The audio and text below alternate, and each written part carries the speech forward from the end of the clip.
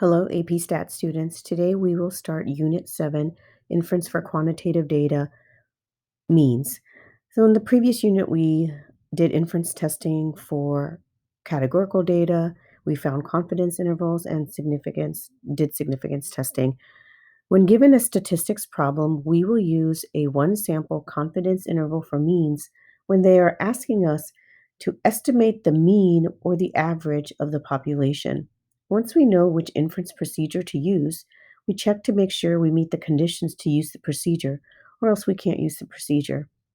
So, reviewing from section 7.3, chapter 7.3 on the sampling distribution of a sample mean, the shape is the normal from the normal condition from the central limit theorem. So the sample size would have to be large enough, and that large enough sample size was n greater than or equal to 30. So the sampling distribution would be approximately normal.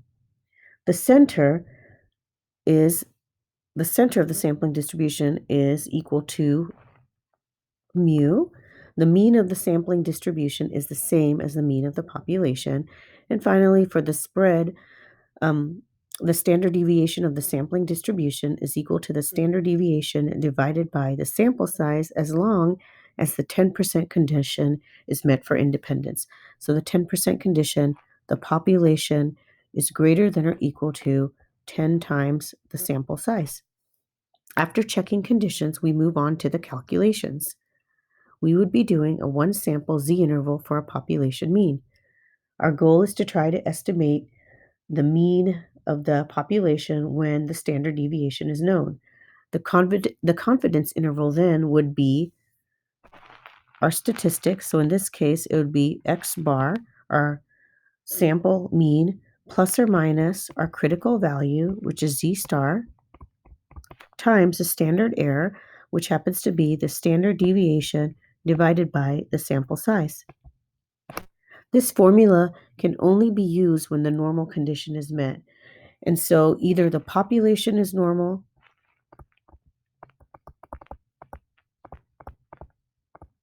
or the sample size is large enough. And when the independence condition is met. So again, population greater than or equal to 10 times the sample size. This, however, is not useful since if we don't know the mean of the population, we usually don't know its standard deviation. Therefore, the only thing we can use this for is choosing a sample size calculation. Okay. So when choosing the sample size for a population mean, although the Z procedure isn't very useful for calculating the mean of the population, it is helpful for choosing a sample size. We could get a reasonable value for the population standard deviation sigma from a pilot study.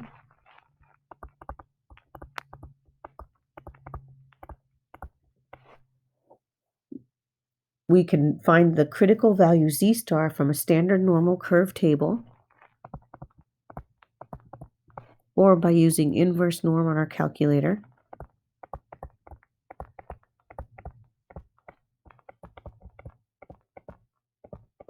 So second vars. We set the expression for the margin of error to be less than or equal to the desired margin of error, and then we solve for the sample size. So this is what we are going to use. Okay, let's do an example problem. Administrators at your school want to estimate how much time students spend on homework on average during a typical week. They want to estimate the mean of the population at the 90% confidence level with a margin of error at most 30 minutes. A pilot study indicated that the standard deviation of time spent on homework per week is about 154 minutes. Okay, so that would be sigma. How many students need to be surveyed to estimate the mean number of minutes spent on homework per week with 90% confidence and a margin of error of at most 30 minutes? So if that would be our desired, so 30 greater than or equal to Z star. So we need to find Z star. And since we have a 90% confidence level, we would be doing the inverse norm. And we have a 10% area left over, divide that by 2, split between the two tails. So that would be 5%. And our mean is 0, and our standard deviation is 1. Calculating that gives us a z-star of 1.65. So 1.65 goes here, times the standard deviation from the pilot study, so 154 over the sample size, which we're trying to figure out. So the first thing I would do is multiply 1.65 times 154, you get 254.1, divided by the square root of n, and remember, you can cross multiply, so 30 times the square root of n equals 254.1, divide by 30, and I get 8.47. And now we want to square both sides to eliminate the radical. So n is, oops, I put equal. So used to that. N is greater than or equal to 71.7409. So we need at least 72 students. And that is how we would use that formula. Okay, now this part. When both the mean and the standard deviation of the population are unknown, we can use the z-score formula, the standard deviation of a sampling mean, along with a substitution of the sample standard deviation instead of sigma to get a distribution. So our z-score formula, which is the value minus the mean divided by the standard deviation, now becomes the statistic minus the parameter over the standard deviation of the statistics. So then we get this new formula, and it is, so this is what, put a little intermediate one here. So we have z equals x bar minus the mean over sigma over the square root of n.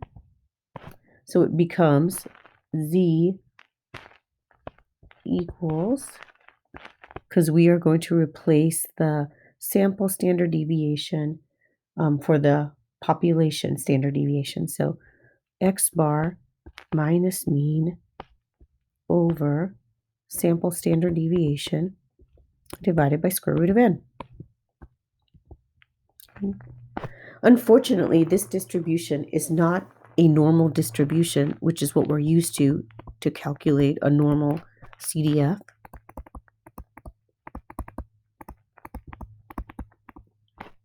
It has larger tails. Longer tails.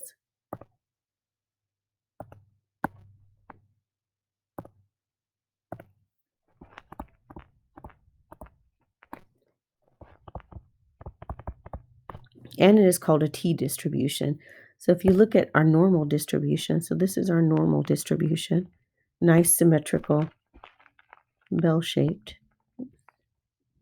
And then if you look at the others, those are known as t-distributions. They have longer tails and they're also flatter. So the t-distribution that's smaller than, where n is smaller than 30, is definitely flatter. But when n gets closer to that desired sample size of 30, it becomes more symmetrical looking. So there is a different t-distribution for each sample size.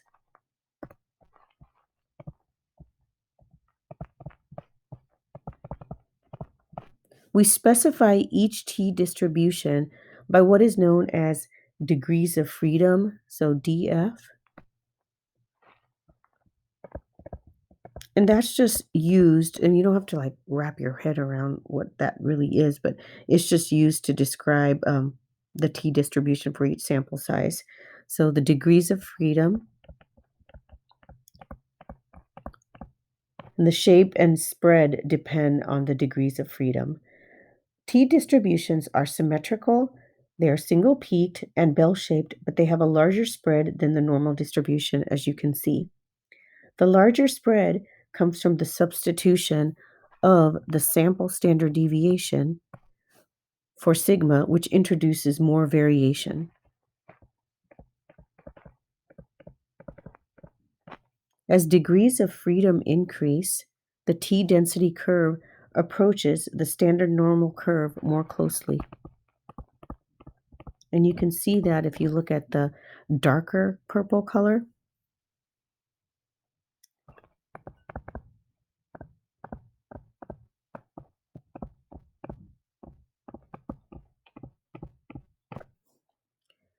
All right, so T distributions, degrees of freedom. Draw a simple random sample of size n from a large population that has a normal distribution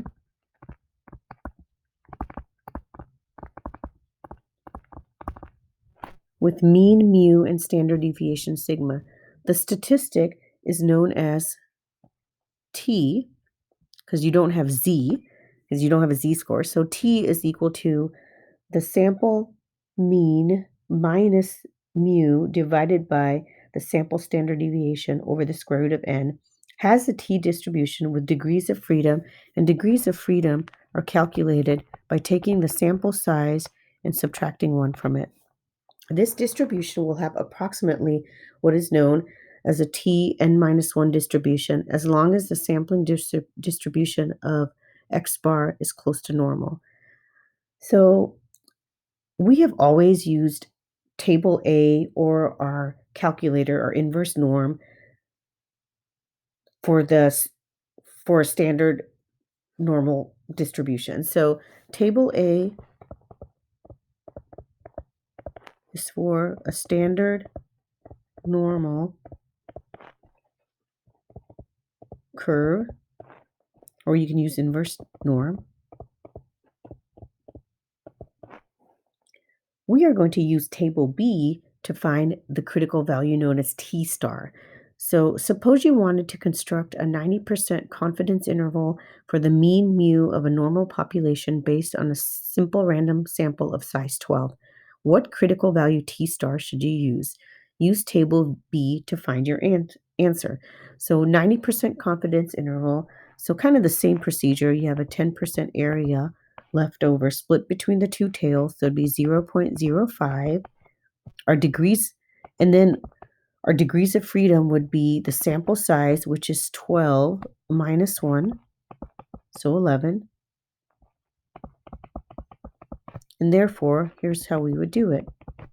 We would go to our 90% confidence level right here. And what's nice, it also includes the tail or the area right there, and then go to your sample, your degrees of freedom, and this would be your critical value. And so that's how you would use table B. So T star is equal to 1.796. And if you look at table B in your formula sheet, if you look at the bottom of the T table, you'll also see the Z star for proportions. You'll see what is known as an infinity, and that just means Z star. And so this is at the bottom of table B. And if you look over here, it kind of gives you, if you're wanting to find the Z stars and you don't want to use a calculator, it has all these confidence levels. So the ones that we commonly use, 90, 95, 98, 99, and it gives us the critical values right here. So these are the Z stars. So if you wanted to use a table for some odd reason and you did not have a calculator, you could do that. However, there is a cap on the degrees of freedom. I don't remember exactly, but I feel like it goes in the 40s. So it's not going to help you if you have a sample size of 250 or something like that. So you really do need to know how to use your calculator to figure out what T star is, and that's what I'm going to talk about next. So to find T star using a calculator, you go to second vars like you normally would to get your distribution menu.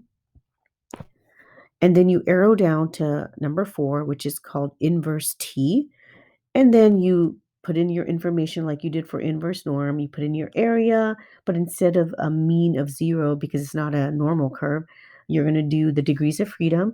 So you are going to have to remember that that's always the sample size minus 1. It's not going to tell you that. And then you're going to hit enter. So here's some samples. Find the critical value T for each situation and make sure you do it so you know how to do it as well. So to find the critical value, the T star, for a 98% confidence interval based on 22 observations, so sample size 22, we would be doing an inverse T and our area 2% split between the tails, so area is 0.01, and our degrees of freedom would be 22 minus 1, and that would give us a T star of 2.5176. And for a 90%,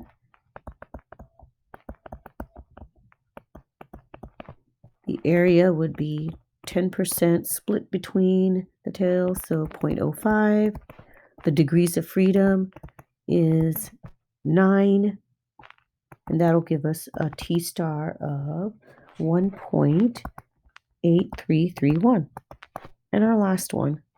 And again, this is going to depend on the sample size. It's not going to be the same as it was when we were doing Z star. So T star inverse T area would be, so 5% left over, so 2.5%, which is 0.025. And our degrees of freedom is 6. And so that gives us a critical value of 2.4469. Okay, now that we know how to find a critical value, we are going to get close to constructing a confidence interval for mu. So we would be doing a one sample T interval. So you do a one sample Z interval for a population proportion. We do a one sample T interval for a population mean. Our conditions are pretty darn similar to when we did proportions, except for that normal condition. So the data come from a random sample.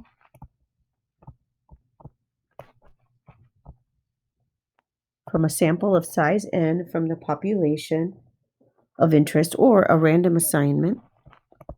So you can establish cause and effect. This condition is very important. As far as the normal condition, either the population has a normal distribution or the sample size is very large. Remember, you are not dealing with sample sizes greater than or equal to 10 at this point, or the n times p is greater than or equal to 10, n times 1 minus p. You're not dealing with that anymore because you are dealing with means. So you're dealing with the n greater than or equal to 30 using that central limit theorem. And the independent condition is the same. So individual observations are independent. So if we sample without replacement, the 10% must be met. All right, choose a simple random sample of size n from a population having an unknown mean mu. A level C confidence interval for mu is now given by, so this is our formula. Our statistic plus or minus our critical value times the sample standard deviation, because we don't know the population standard deviation, divided by the square root of n. So this is our formula we are going to use. Star that, 3 stars, highlight it, whatever. And now for the 4-step process for confidence intervals for means. So students tend to leave out this first step, and if you do, you basically are at a 75% because each portion is worth 25% of your score. So you want to state what mean do you want to estimate and what confidence level. So we are going to estimate the true mean of time spent watching TV at a blah, blah, blah confidence level. And then name the procedure you are using. We would be using a one sample T interval for means. Check your conditions, random condition, normal condition, independence condition. Then in the do portion, you either have to compute the sample mean and the standard deviation, or it's given to you. And then you compute T star. And then you compute the interval because you have the things that you need to compute the interval. And then finally, conclude in context of the problem. So we are 95% confident that the interval from 45 to 72 captures the true mean number of minutes spent watching TV or something. I don't know why I made that one up. So, okay, so let's do our one problem, um, constructing a confidence interval. And this one is called How Much Homework? The principal at a large high school claims that students spend 10 hours per week doing homework on average. So I am going to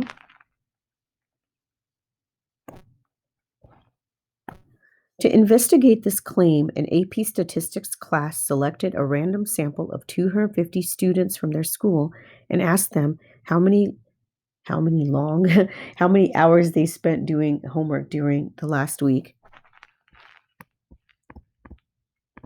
The sample mean was 10.2 hours. So sample mean was 10.2, and the sample standard deviation, make sure you know which is 4.2 hours. Construct and interpret a 95% confidence interval for the mean time spent doing homework in the last week for students at this school. And some of you don't label, and that's fine as long as you just include everything. So I'm going to go ahead and label what I'm going to do in each section. So in my state portion, we are going to estimate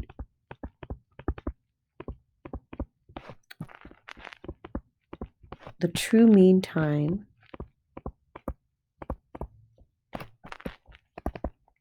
spent doing homework. I'm going to abbreviate. Last week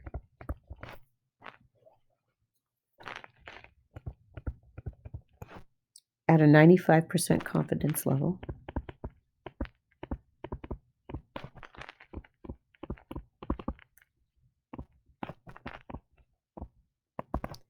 Right. In our plan portion, we would be naming our test that we would be using. So we are going to use a one sample T interval for means. Let's look at the conditions. So random, it does say that this was a random sample of 250 students.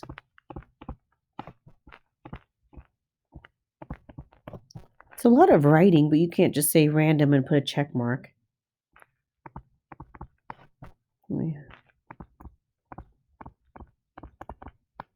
Trust me, I feel like an English teacher sometimes. Normal, if you look at the sample size, 250 is greater than or equal to 30. Normal condition goes by faster for means. So that's, I guess, a good thing. And then for independence condition,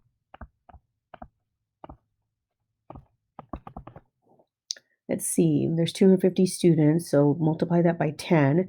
So it's reasonable to assume, maybe not in Alaska, but Texas, New York. So reasonable to assume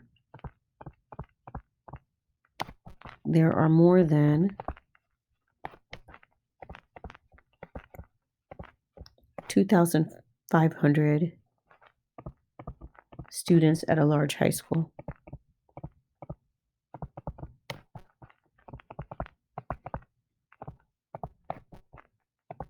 There we go. All right, now for the do portion, our calculations. So we need our mean and our sample mean, sorry. We need sample mean was 10.2 hours. Our standard deviation of the sample was 4.2. And now we need to calculate T star. So T star, 95% confidence interval. So we have 5% left over divided by 2. So 0.025. Our degrees of freedom is 249. So that gives us a T star of 1.97. And now that we have those three pieces of information, we could calculate our interval.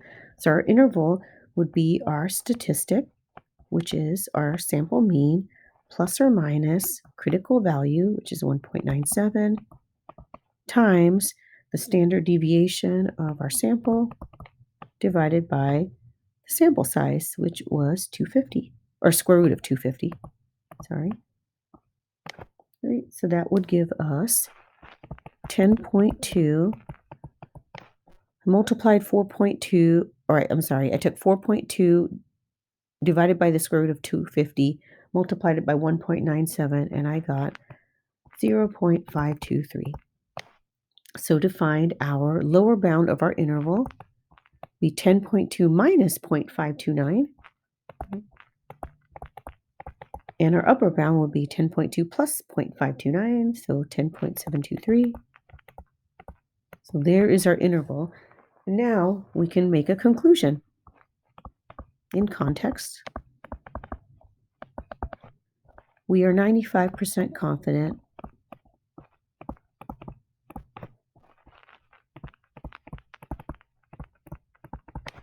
that the interval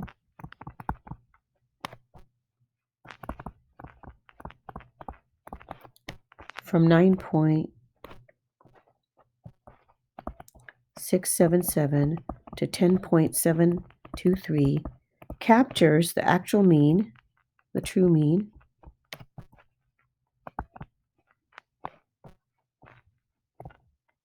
time spent doing homework,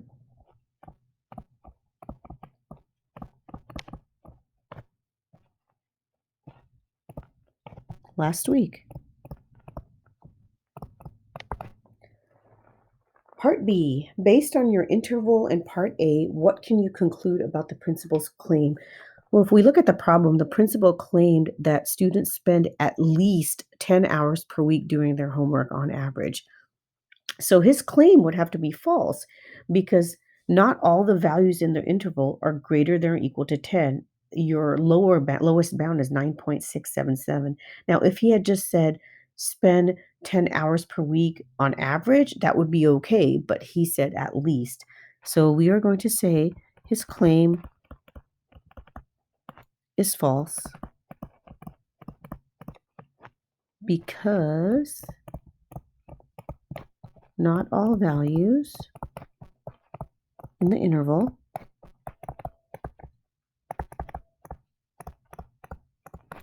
are greater than or equal to 10.